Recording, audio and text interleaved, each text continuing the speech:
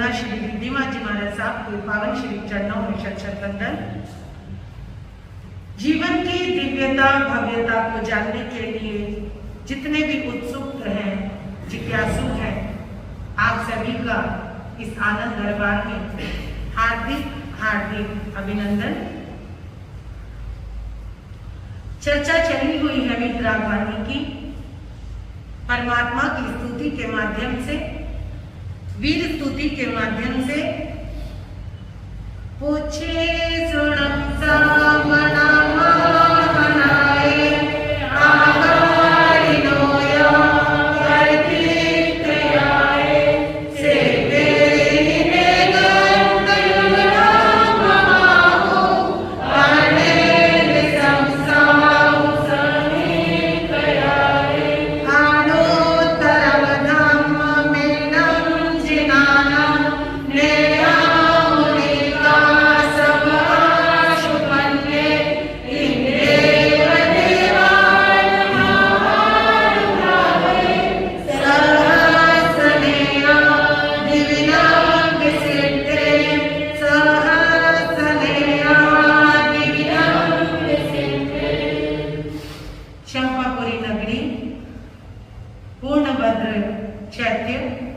उद्यान, उस उद्यान के अंदर अशोक वृक्ष और उस अशोक वृक्ष के नीचे आर्य सुधर्मा स्वामी अपनी शिष्य संपदा के साथ विराजमान है।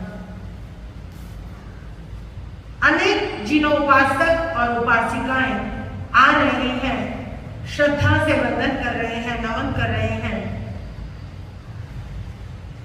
उसी बीच आर्य जम्बू दोनों हाथ जोड़कर परमात्मा सुधर्मा स्वामी से पूछते हैं कि हे प्रभु, मैंने अपने परमात्मा महावीर के बारे में बहुत कुछ सुना है, आपके श्रीमुख से सुना है, और आप ऐसे धन्य आत्मा है जिन्हें परमात्मा के चरणों में रहने का अवसर मिला है।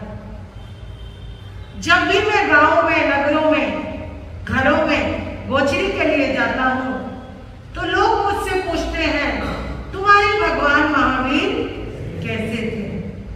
आज जो आनंद बाबा को नहीं जानेंगे आने वाली पीढ़ी, वो क्वेश्चन करती है, क्योंकि जो माइंड आज बच्चों के पास है वो शायद पहले भी नहीं था।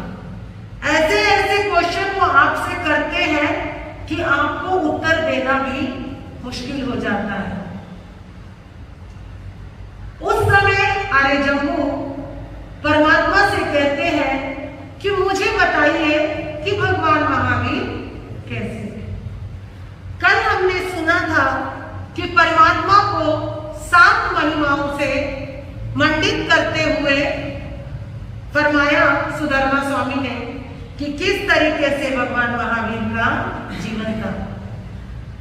आगे 7वीं गाथा में फरमाते हैं आर्य सुधर्मा, अणुतरम धम्म मीनम जिनानम नया मुनि काशव आशु पन्ने। अणुतरम धम्म मीनम जिनानम, जिनका धर्म अणुत्तर धर्म में माना जाता है और जाना जाता था। अणुत्तर क्या, यानी कि जो सबसे ऊपर है, जो संसार में सभी धर्मों से ऊपर है, ऐसे अणुत्तर धर्म जिनका था, ऐसे हमारे भगवान महावीर स्वामी थे। अब कुछ धार्मिक लोग ऐसा भी प्रश्न कर सकते हैं कि तुम्हारा ही जिन धर्म को ही अणुत्तर धर्म क्यों कहा गया। लेकिन यहाँ पर किसी एक धर्म से ऊपर नीचे या कंपटीशन के माध्यम से नहीं कहा गया।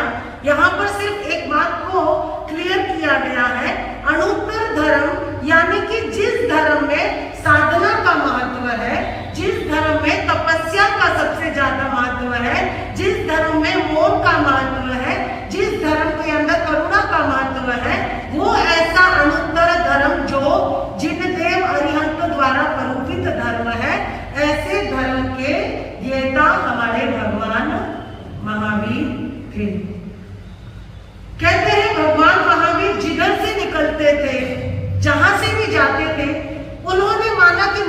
धारण किया हुआ था, मौन को रखा, लेकिन जिस समय उन्होंने मौन को खोला है और जहां जहां पर वो जाते थे, एक एक राजकुमार अपने महलों को छोड़कर उनके साथ चल देते थे।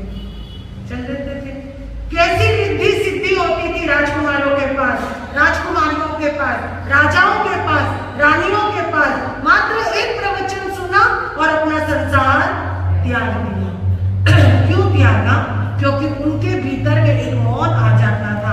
आप कहोगे मौन तो हम भी करते हैं। मौन करना सिर्फ जबान से मौन करना आपको नहीं लगता। मौन कैसे करना है? मौन हमें कानों से भी कर सकते हैं, मौन हम मन से भी कर सकते हैं, वाणी से तो करेंगे ही, लेकिन हम काया से भी कर सकते हैं। किसी भी रूप में हम मौन कर सकते हैं, परंतु वो मौन हमारा कैसा है। 1 घंटे का मौन कर लिया, हम किसी से बोल नहीं रहे, तो क्या सोच रहे हो आप मौन में आ गए हो? आप मौन में नहीं आए हो, आपके भीतर से तो बातें चल रही हैं, भीतर से आप हर किसी के साथ बात कर रहे हो, भीतर से आप हर कार्य की अनुमोदना कर रहे हो।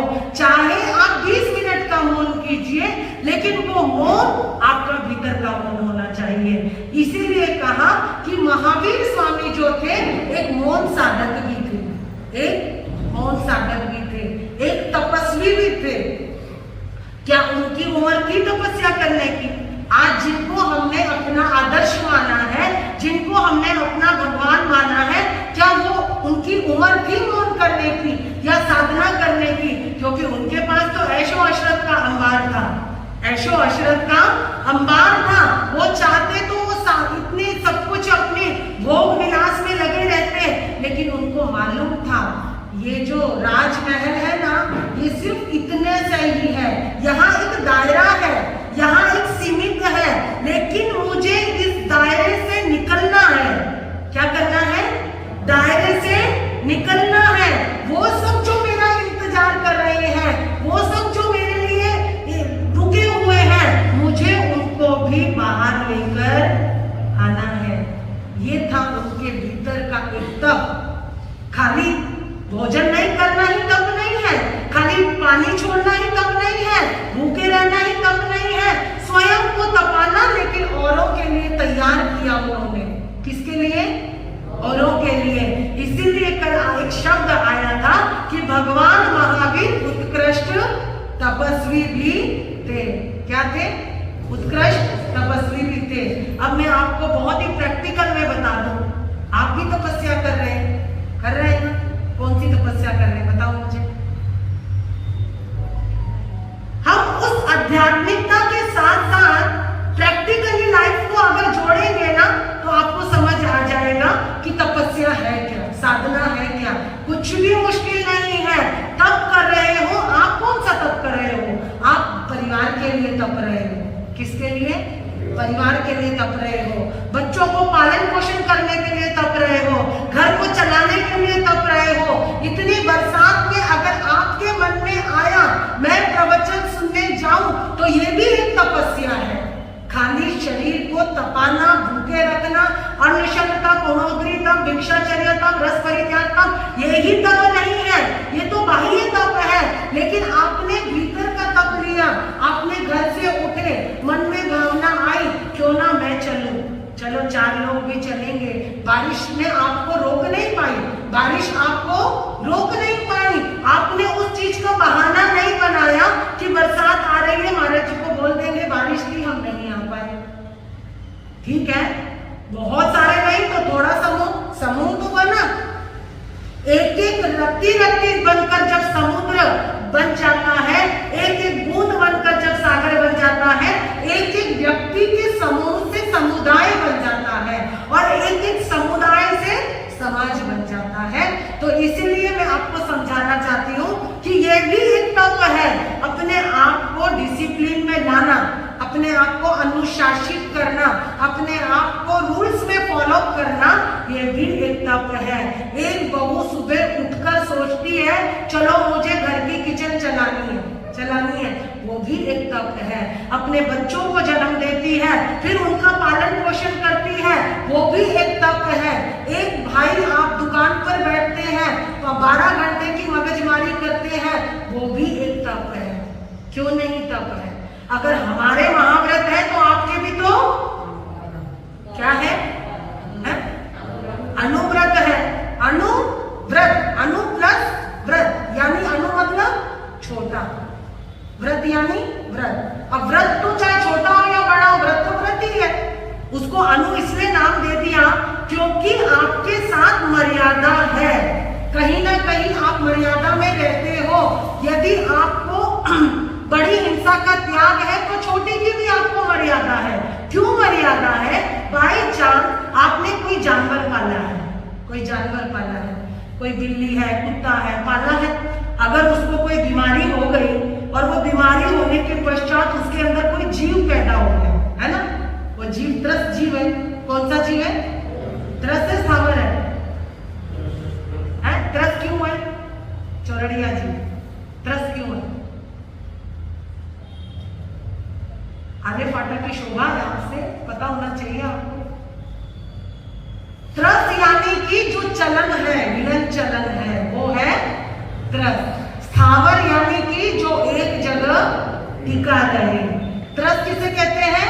जिसमें प्राण तत्व है, जो हिलता चलता है। और स्थावर जो एक जगह रुक गया है। स्थावर में क्या क्या आया? स्थावर में क्या क्या आया? मनीषा को नहीं लाए? उसको थोड़ी नॉलेज होगी। कहाँ है? बाहर छोड़ गए? अच्छा, माता जी को लाए, बहुत अच्छा।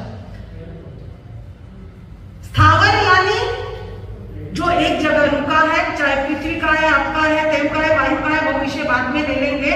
लेकिन यहाँ पर हमारी क्या हमारे लिए छूट है? अगर उसके अंदर कोई जीव पड़ गया है तो हम अगर उसका उपचार कराते हैं अबे भैया, तो हमको दोष लगेगा, लेकिन उतना नहीं लगेगा, क्योंकि हमारे व्रत कौन से व्रत है? अनुव्रत है। 12 व्रत में आपको इसीलिए मर्यादा दी गई है। आपको अगर व्यापार करना है तो भी आपके लिए मर्यादा है, आपको परिवार चलाना है तो भी मर्यादा है, आपको मकान खड़ा करना है तो भी मर्यादा है। क्यों? क्योंकि मकान बनाते समय भी अंदर कितने जीवों का हनन होता है ना, तो इसीलिए आपको मर्यादा है। तो लेकिन फिर भी मैं ये बोलती हूँ कि आप भी एक बहुत बड़े तपस्वी हो, क्योंकि आप स्वयं को तपा रहे हो। मैं सुबह उठकर सोचती हूँ ये कितने दिन हमारे पास है, कुछ नहीं पता। ये शरीर पर ये वस्त्र है, या हमारे पास जी रहे हैं हम, ये किताबें हैं, या हमारे खाने पीने के पदार्थ हैं। प्रतिदिन भाव अगर आपके मन में भी आता है या मेरे मन में भी आता है, शुभ संकल्प अगर 1 सेकंड के लिए भी आता है, पता नहीं जिंदगी कितनी है, हम ये सब कर तो रहे हैं, लेकिन एक दिन तो इसका अंत होना ही है। यदि ये शुभ संकल्प आपके भीतर में आता है, हमारे अंदर आता है, तो भी आप एक तपस्वी हैं। कैसे? कैसे? कल ही बताया था, भरत चक्रवर्ती की तरह, क्योंकि सब कुछ उसने भोगे, लेकिन भीतर में एक भाव था कि ये सब तो क्या है? शाश्वत नहीं है। शाश्वत है तो सिर्फ आत्मा है। आपको मालूम है, महावीर की आत्मा जब निगोद से निकली, निगोद में थी ना, थी या नहीं थी महावीर की आत्मा? बिल्कुल साहब, महावीर की आत्मा भी कभी निगोद में थी। वहां से जब कर्मों की निर्जरा करते करते करते करते अनंत भाव बीत गए, लेकिन जहां पर आगमकारों ने बताया कि जब शुरुआत हुई सम्यक्त्व की तो कैसे हुई थी, जानते ही होंगे, सब बुद्धिमान है। एक ऐसा युवक, ऐसा व्यक्ति, एक लकड़हारा जो लकड़ियां काटता है। क्या काटता है? लकड़ियां काटता है, और लकड़ियां काटते हुए भी वो पूरे गांव का प्रिय है, पूरे गांव का प्रिय है, बच्चों का, बड़ों का, युवकों का, बूढ़ों का, सबका प्रिय है। कौन? लकड़हारा। नाम नहीं पूछा मैंने इनका लकड़हारा। नाम जो बताऊंगी जब लिखना, मुझे मालूम है आप थे इस समय 9 साल के होंगे, कहीं ना कहीं तो होंगे, कहीं ना कहीं तो आत्मा होगी ही होगी। और मैं तो यहाँ तक कहती हूँ, हम उन पावन तीर्थंकरों के जमाने में भी थे ना। मनुष्य जन्म ऐसे नहीं मिलता, कहीं ना कहीं हम उन तीर्थंकरों के जमाने में थे, लेकिन हमारी आत्मा ने उतने कर्म तो इसलिए अब भव भ्रमण चल रहा है। कहते हैं आगम काल मोक्ष की मिट्टी तक भी आत्मा जाकर आया है। मोक्ष में नहीं गया, परंतु मोक्ष की मिट्टी तक भी आत्मा जाकर आया है, क्योंकि पृथ्वी काय के रूप में हम पता नहीं कहां कहां तक जाकर आए हैं, लेकिन आत्मा ने जब तक कर्मों को नहीं तोड़ा तो भव भवांतर बढ़ते रहेंगे, भव भवांतर बढ़ते रहेंगे। उस समय वो लकड़हारा एक नियम लेता है अपनी जिंदगी में कि मैं प्रतिदिन सबको भोजन कराने, किसी न किसी एक को भोजन कराऊंगा। ये उसने अपने जीवन का नियम लिया। आपको मालूम है ये नियम भी एक तप है। अपने जीवन में छोटे से छोटा नियम भी लेना एक तप है। और वो तप कैसा तप है कि जिस समय कोई आता है और आपके सामने से आया और आपके भावों में वो नियम आना चाहिए कि आज मेरा जीवन धन्य हो गया। भावों में प्रकट होना चाहिए मेरा जीवन धन्य हो गया, आज मुझे आहार भराने का लाभ मिल रहा है, आज मुझे बोचरी देने का समय आया है, मेरे कितने कितने भावों के आज पुण्य जागे हैं कि मेरे हाथों से मैं आहार दान दे रहा हूं। खुश होना, अहो भाव आना, अहो भाव आना, आज मेरा जीवन धन्य हो गया, मैं पुण्यशाली हो गया कि मेरे द्वारा मैं किसी को भोजन करवा रहा हूं। जब ये भाव आता है ना तो तीर्थंकर गोत्र भी बन जाता है। वो आहार किसको दे रहे हो वो आप महत्व नहीं रखता, लेकिन आपके भाव महत्व रखते हैं, आपके भीतर की जो शुद्धता है वो महत्व रखती है। और जिस समय आप आहार दान देते हो, देते देते देते देते देते आप देखिए एक बलराम जब मुनि बनकर आए, कौन थे बलराम? कृष्ण के भाई थे बलराम, और साधु बन गए। साधु बनने के बाद जिस समय वो बेले बेले पालना करते थे और उस समय जंगल के अंदर एक हिरण और हिरनी, मानोगे क्या? कोई नहीं मानता, लेकिन आज भी इन जीवों के अंदर मन होता है, इन जीवों के अंदर मन होता है। ऐसी ऐसी बातें आप उनके पास बैठो तो पता चलता है। अगर आप कहीं जाते हो तो उनका चेहरा उतर जाता है, उनका चेहरा उतर जाता है। अगर आपके घर में कोई दुर्घटना होनी हो तो वो असमय में चिल्लाना शुरू कर देते हैं, चाहे गाय है, भैंस है, कुत्ता है, बिल्ली है, वो असमय में चिल्लाना शुरू कर देते हैं। हम महावीर प्रतिष्ठान में कई साल रह लिए तो वहां पर एक डॉगी है, कुतिया है, और जिस समय हमारा विहार का समय होता है वो 2 दिन पहले मुंह बना के बैठ जाती है। तो मैं बच्चे बोलते हैं गुना देखो स्वीटी का मुंह बन गया, मैंने कहा अभी हम क्या कर सकते हैं। लेकिन उसके भाव ऐसे हैं, सैकड़ों साधु संत वहां पर आते हैं, लेकिन जिस समय हम वहां जाते हैं उसकी खुशी देखते ही बनती है। वो छत से लेकर नीचे दौड़ती आती है, और आपको मालूम है जिस समय 5 बजे 6 बजे हम उठेंगे सो के, सबसे पहले आती है और अपनी जीभ से अंगूठा चाटती और चली जाती है, यानी कि वंदना कर रही है। तो मेरा कहने का भाव कि जिस समय वो लकड़हारा था उसके मन में ये भाव आया कि मैं रोज एक व्यक्ति को भोजन कराऊं। एक समय ऐसा आया, सबने भोजन कर लिया, साथियों ने, बस नए साल ने भोजन नहीं करा। उस लकड़हारे का नाम था नए साल, भोजन नहीं करा। आप ये देखो एक लकड़ी काटने वाले का हमारे आगमों में वर्णन है, हमारे आगमों में वर्णन है। तो सोचिए कितनी दीर्घ दृष्टि रही है इस जिन धर्म की, जिन शासन की, कि यहाँ पर कोई जाति मत, भेद मत कुछ नहीं है, ना कुल देखा जाता, ना गण देखा जाता, सिर्फ यहाँ पर संस्कार देखे जाते हैं। क्या देखे जाते हैं? संस्कार देखे जाते हैं। अब वो लकड़हारा सोच रहा है आज तो कोई भी नहीं मिला, किसको भोजन कराऊं, और वो भूखा ही लेट गया। उसके साथियों ने खाना खा लिया और उस समय फिर उसका मन आता है चलो एक बार पेड़ पे चढ़ के देखता हूँ, शायद कोई नजर आ जाए। पेड़ के ऊपर चढ़ा, दूर दूर तक नजर डाल रहा है। अचानक से उसे 2 मुनि आते हुए नजर आए। उसने उन मुनियों को देखा और वो मुनियों के पसीना आया हुआ था, वो इधर उधर देख रहे थे, चेहरे पे परेशानी थी, बहुत ही घबराए हुए थे।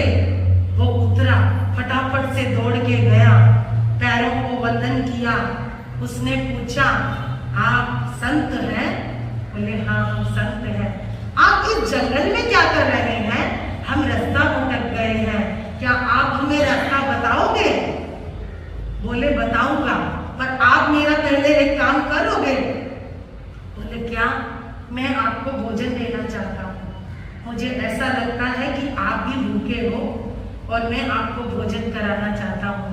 मैं बिल्कुल सात्विक हूँ, मैं मांसाहारी नहीं हूँ, मैं मांस का प्रयोग बिल्कुल भी नहीं करता। मेरे घर से जो शुद्ध आहार आया है मैं वो आपको बहराऊंगा। और कहते हैं मुनियों ने आहार लिया, भोजन किया और फिर उसने उनको रास्ता बता दिया। किसने? नए साल में लक्कड़हारे ने रास्ता बताया। जब वो जाने लगे, जाते जाते मुनि अचानक से रुक गए। क्या किया? रुक गए। रुकने के बाद बोले, भाई तुम्हारा नाम क्या है? वो बोला नए साल। तुमने हमको रास्ता दिखाया, तुमने हमको भोजन दिया, हम भी तुमको कुछ दे क्या? बोले दो। बोले तुम्हें पता है संसार में सबसे अगर सत्य है तो क्या है? बोले क्या है? हमारा तो यही जीवन है, लकड़ी काटना, कमाना, खाना। बोले नहीं, संसार में अगर सर्वोपरि है तो वो है धर्म। क्या है? धर्म। धर्म क्या है? धर्म शाश्वत है। धर्म किस में है? धर्म आत्मा में भी है, शरीर में भी है, मन में भी है। तो आत्मा में धर्म कैसे है? आत्मा का स्वरूप क्या है? आत्मा का धर्म क्या है? बोले आत्मा का धर्म है ना खाली होना ना भरना, ना खाली होना ना भरना। आत्मा तो अजर अमर है, लेकिन आत्मा के साथ जो ये शरीर सहयोग करता है, ये शरीर जितने भी कर्म करता है, अगर दान देता है तो भी वो अपने आत्मा के कर्म बांध रहा है। अगर वो किसी को एक चाटा लगा रहा है तो वो उसमें भी पाप कर रहा है। हिंसा करे तो भी आत्मा को फल भोगना पड़ रहा है, अहिंसा करे तो भी आत्मा को फल भुगतान करना पड़ता है।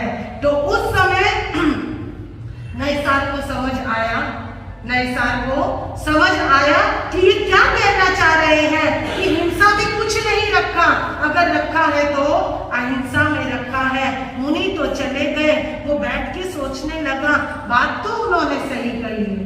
बोला जी बात तो वो साधु सही कह के गए हैं कि सच में संसार में कुछ भी नहीं है। हम कौन पत्नी कौन पति, हम क्या क्या करते जा रहे हैं, हजारों झूठ बोल रहे हैं, हजारों सच कर रहे हैं, एक दूसरे के साथ मारा मारी कर रहे हैं, एक दूसरे के साथ खींचातानी कर रहे हैं, छल माया कपट इसी के अंदर उलझे हुए हैं। ये क्या भाव चल रहा है? नए साल का भाव चल रहा है। आज तो मेरा जीवन धन्य हो गया, मैंने एक संतों को गोचरी बहराई है। और वो जो भाव थे ना, उसके इतने सफलता की तरफ बढ़ने लगे, सम्यकता की तरफ बढ़ने लगे, अंदर से आत्मा उच्चता की तरफ बढ़ रही है। सच में इन्होंने यही कहा है, देव हमारे श्री अरिहंत है। अरिहंत यानी अरि प्लस हंत, जिन्होंने अपने सभी प्रकार के शत्रुओं को तोड़ दिया है। ऐसे अरिहंतों को दर्शन कराने का, सुनाने का मुझे उन संतों ने काम किया है। मेरा जीवन तो आज धन्य हो गया। मैं तो ऐसे ही खो गया था, ऐसे ही खो गया था। और कहते हैं वो जो अभी तक संसार में उलझ रहा था ना, वो एक सेकंड के लिए उसके भीतर में परमात्मा प्रकट हुआ और वहीं पर सम्यक्त्व का बीज पड़ गया। वो जैन था क्या? जैन था नए साल? कोई श्रावक था? कोई 12 व्रत था? 12 व्रतधारी था? नहीं था। समाई करता था, संवर करता था, तपस्या करता था, कुछ भी नहीं करता था। लेकिन आत्मा के ऊपर से जब कर्मों का आवरण हटा, वहां पर सम्यक्त्व का बीज पड़ गया। सम्यक्त्व का बीज पड़ गया। आप आप में से कितनों के अंदर होगा, लेकिन वो जन्म मरण जन्म मरण जन्म मरण चलते रहते हैं। उसके बाद भी अगर हमें मनुष्य भाव मिल रहा है तो कहीं ना कहीं वो जीवन हमारा अच्छा बनने के लक्षण पर खड़ा हुआ है। तो उस समय कहते हैं वो पहला भव था भगवान महावीर का। किसका? भगवान महावीर की जो जिंदगी चली थी वो वहीं से शुरू हुई थी कि लक्कड़हारे का जीव खुद नहीं जानता था कि आगे चलकर मैं 24वां तीर्थंकर भगवान महावीर बनने वाला हूं। 27 भाव पहले, 26 भाव पहले एक मामूली सा लक्कड़हारा जो लकड़ियां काटता है वो ये नहीं समझ पा रहा कि आज जो मेरे अंदर जागरूकता आई है, मुझे बिना मतलब किसी को मारना नहीं है, बिना मतलब किसी को गाली देनी नहीं है। अगर मुझे लकड़ियों का काम भी करना है तो बेफिजूल में किसी जीव की हत्या नहीं करनी है।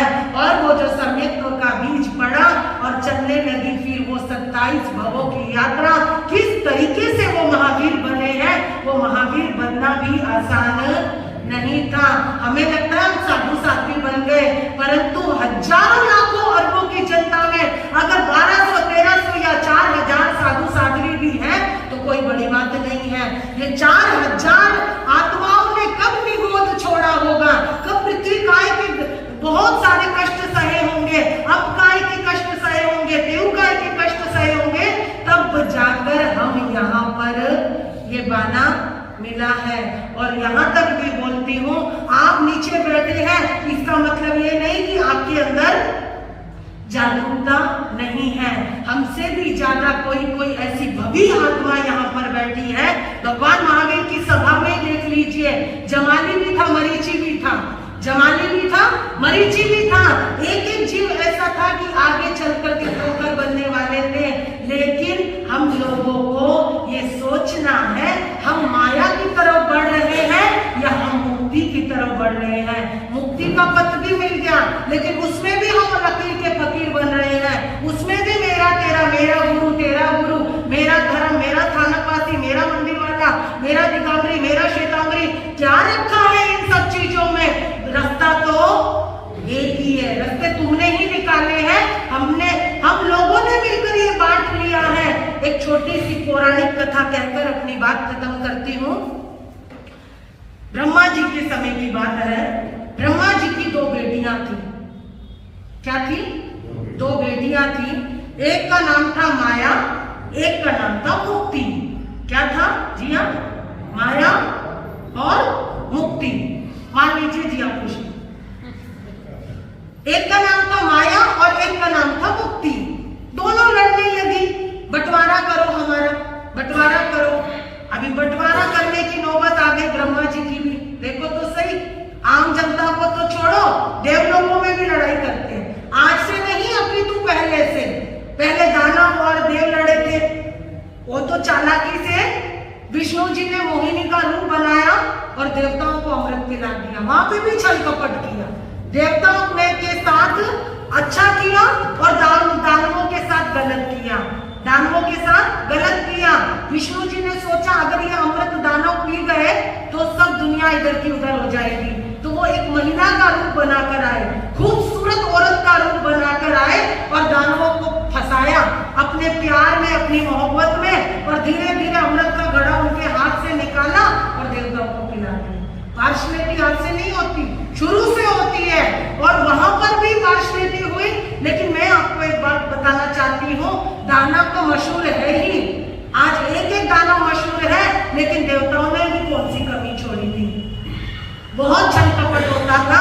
तो ब्रह्मा जी का दिमाग खा गई दोनों बेटियां कि हमारे को बंटवारा करो, हमको भी दो कुछ। दोनों दिन रात लड़ती रहती। ब्रह्मा जी ने माया को दिया संसार। क्या दिया? संसार। आज से तेरे हिस्से में है संसार, तू संसार की देख रेख करेगी, जितना भी संसार है ना उसकी देख रेख करेगी। और जो मुक्ति थी उसको दिया मोक्ष। क्या दिया? मोक्ष। कि तू मोक्ष में जिसको लाना चाहती है ला सकती है। क्या करेगी? जिसको मोक्ष में लाना चाहती है ला सकती है। अब आपके पास भी तो ऑप्शन रिसोर्ट और एक होता है थाना। लेकिन सब बच्चे किधर भागते हैं? रिसोर्ट की तरफ भागते हैं। थाना की तरफ आना कौन पसंद करेगा? लेकिन ब्रह्मा जी ने दोनों बेटियों को बराबर बराबर दे दिया। अब तुम्हारे हाथ में, तुम कैसे संसार को चलाती हो या तुम मोक्ष को चलाती हो। अब दोनों बेटियां खुश। अब हुआ यूं, माया बड़ी चालाक थी। उसने क्या किया, अपनी माया से सारी दुनिया को घुमाना शुरू कर दिया। अपने नैनक से, अपने इतराने से इतरा इतरा के सारी जनता को लुभाती है और सभी संसार में उलझते चले जा रहे हैं। किसी को सौंदर्य प्रेमी है, कोई विलासिता प्रेमी है, कोई धन प्रेमी है, कोई मन प्रेमी है, कोई तन प्रेमी है, कोई कुछ सभी को एक चीजों को बांटती गई और वो अपने अपने में फंसाती गई। संसार को देखकर खुश है कि संसार की चकाचौंध में इंसान उलझ कर रह गया। और ये विलासिता ऐसी चीज है कि अच्छे अच्छे लोगों को आध्यात्मिकता से हटा देती है, भौतिकता में फंसाने के लिए वो बहुत खुश है। अब इधर जो दूसरी बहन थी वो परेशान। मुक्ति, कोई आना ही ना चाहे मोक्ष में। वो बेचारी दिन भर देखे, मोक्ष में कोई आना ही नहीं चाहता, मोक्ष में कोई आना ही नहीं चाहता। सबको संसार चाहिए, आसार किसी को नहीं चाहिए। हमको भी संसार चाहिए, क्या हमको 4 लोग चाहिए, नाम चाहिए, शोहरत चाहिए। अच्छा, जब सब बोलते हैं ना तुम्हारा चतुर्मास बहुत अच्छा जा रहा है, तो बड़ा खुशी सी होती है और धोखा जी का चेहरा याद आ जाता है। मतलब कि सबको नाम शोहरत चाहिए, लेकिन मुक्ति में तो कोई जाना ही नहीं चाहता। 48 मिनट भी अगर मुक्ति के बारे में सोच ले तो इंसान यहाँ से सीधा मोक्ष की तरफ कर्म पुण्य बांध सकता है। अब वो फिर गई ब्रह्मा जी के पास रोते धोते, कह रही जी मोक्ष में तो कोई आता नहीं, मैं तो नहीं रहूंगी, मुझे दूसरी जगह दो। ब्रह्मा जी ने कहा चल तेरे लिए एक काम करता हूँ। आप भी करते हो अपने बेटे बेटियों के लिए। ब्रह्मा जी ने भी एक मोटी सी रस्सी बनाई और नीचे धरती पर छोड़ दी और घोषणा कर दी, जिसको मोक्ष में आना है आ जाओ, जिसको मोक्ष में आना है आ जाओ, जिसको मोक्ष में आना है आ जाओ। आपके पास एक रस्सी आ जाए आनंदी भाई, जाओगे क्या ऊपर? जाओगे? अरे बालू कहाँ गया? पहले तो बालू को आवाज लगाओगे। अभी रुको भगवान जी, अभी रुको, पहले मुझे देखने दो बालू ने सबको बंटवारा अच्छे से किया नहीं किया है, किसी को दुखी तो नहीं होना पड़ेगा। अरे मेरा वो सौरभ तो बहुत सीधा है, मेरे तो गौरव बहुत सीधा है। कौशल की तो पूछो ही मत, भगवान की आवाज लगा रहे और आनंदी बाई यहाँ उलझी खड़ी है।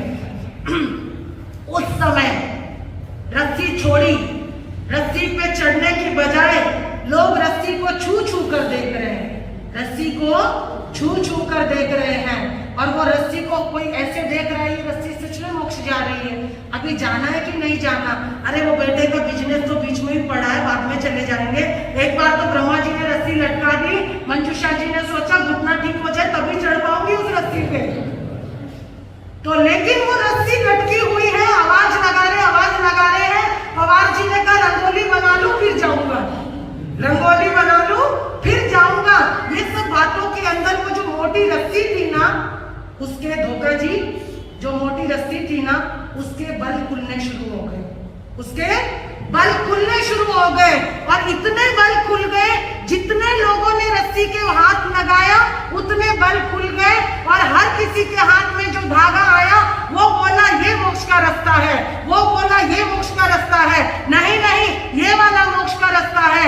इतने 12 प्रकार की रस्सी के तार हो गए और 12 प्रकार के लोगों ने मोक्ष का रास्ता बना लिया।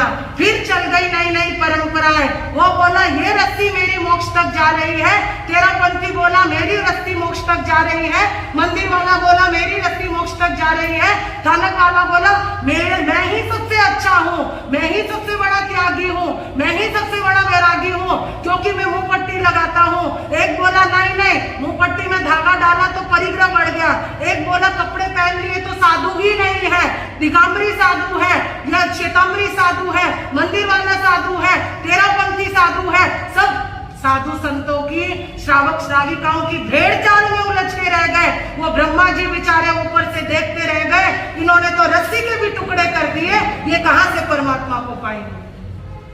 कहने का मेरा भाव कि वो वहां से रास्ता एक था, लेकिन तुमने हमने मिलकर रास्ते अनेक बना लिए।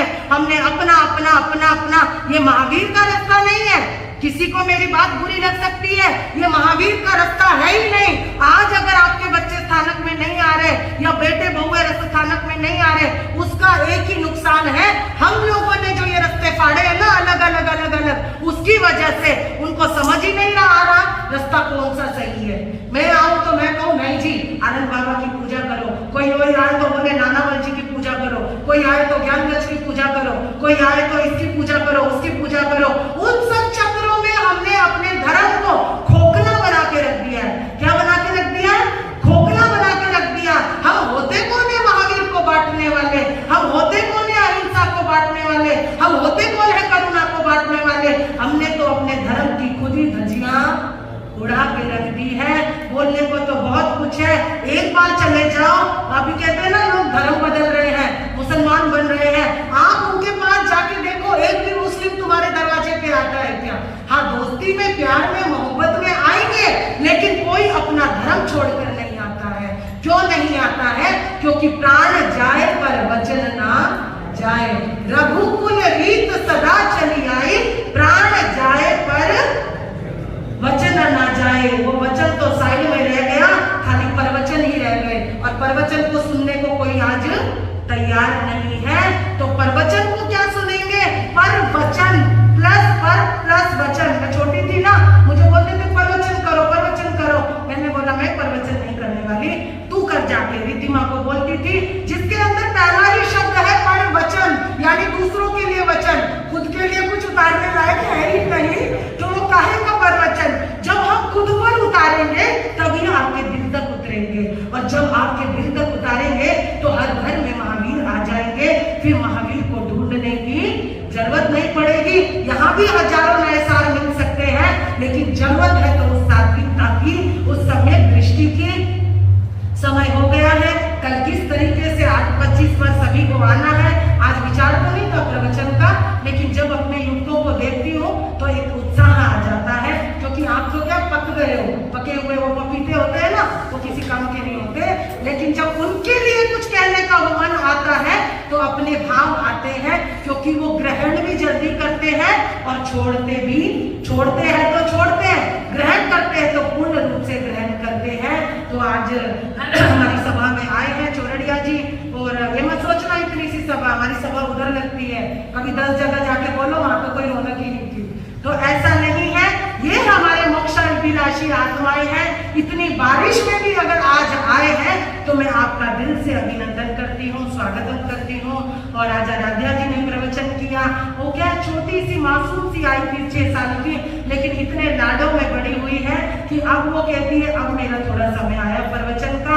लेकिन धीरे धीरे आनंद बाबा की कृपा हो रही है, यहाँ तप भी हो रहा है, जप भी हो रहा है, और पर्यूषण भी आ रहे हैं। आ जाओ अध्यक्ष जी, जो भी आपको बोलना है पधारो। पर्यूषणों के लिए कल फिर से मैं आपको भूमिका बनाऊंगी, पर्यूषण में हमें क्या क्या करना है। ये जो हमारा जो है ना मिट्टी होमसेरिया पत्थर की, इसको एक खाद बनानी है पर्यूषणों में। वो ऐसी खाद जिसमें गुण रूपी, तप रूपी, जप रूपी फूल मुस्कुराने लग जाए। तो उस खाद के लक्षण क्या है, कल आएंगे सुनेंगे। और 5 बार हम आनंद गुरुदेव का नाम लेंगे, आंखें बंद, चेहरे पर मुस्कान, भीतर में परमात्मा आनंद का स्वरूप। ओम